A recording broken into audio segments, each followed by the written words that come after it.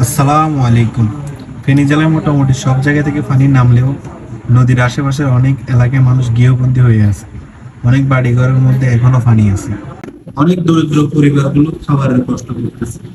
এসব বন্যার্ত মানুষের পাশে দাঁড়াতে কুরাইশ মুন্সিপালের আইসি নেসার আহমদ স্যার, কুরাইশি হোসেন স্যার এবং এসআর আদর্শ উচ্চ বিদ্যালয়ের প্রধান শিক্ষক শাহিন চৌধুরী স্যারের সহযোগিতায় 200 পরিবারের জন্য 500 গ্রাম তেল, 1 কেজি আলু, 1 কেজি পেঁয়াজ, 500 গ্রাম মসুর ডাল, 1 কেজি লবণ, 3 কেজি চাউল এবং কিছু ওষুধ সামগ্রী দিয়ে 200 প্যাকেট করা হয়।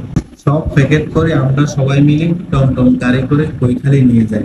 ওইখান থেকে আর কোনো গাড়ি ভিতরে যাওয়া সম্ভব না, যার জন্য আমরা পরবর্তীতে নৌকা করে বোতমখালী যাই। সেখানে 100 পরিবারের জন্য খাবার এবং কাপড় দেওয়া হয়। ওইখানে যাতে বন্টনটা সঠিক হয় সেই জন্য স্থানীয় লোকজনের মাধ্যমে আমরা লিস্ট করে দিই। এখানে দেওয়ার পর আমরা বাকি যেগুলো ছিল ওইগুলো নিয়ে ছোট কৈখালী যাই। তবে যাওয়ার সময় নৌকা করে যেতে ভয় লাগলেও পরিবেশটা ভয়ঙ্কর সুন্দর ছিল। তবে আমরা যেসব এলাকায় গিয়েছি ওনারা আসলেই অনেক কষ্টে আছে। আমাদের কষ্ট হলেও সঠিক মানুষদের দিতে পারছি, তার জন্য সবাই একটু বেশি খুশি ছিল। ছোট ছোট বাচ্চাদের দেখলে আসলে অনেক মায়া হয়। তাদের যখন জামা পরে দেওয়া হয় তারা এগুলো পেয়ে অনেক খুশি।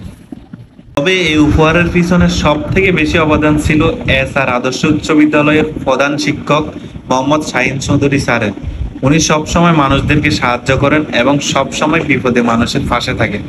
ধন্যবাদ আমাদের সকল টিম মেম্বারদের, সবার সহযোগিতায় সুন্দরভাবে আমরা সবার মাঝে উপহার পৌঁছে দিতে পেরেছি। সবাই ভালো থাকবেন। আসসালামু আলাইকুম।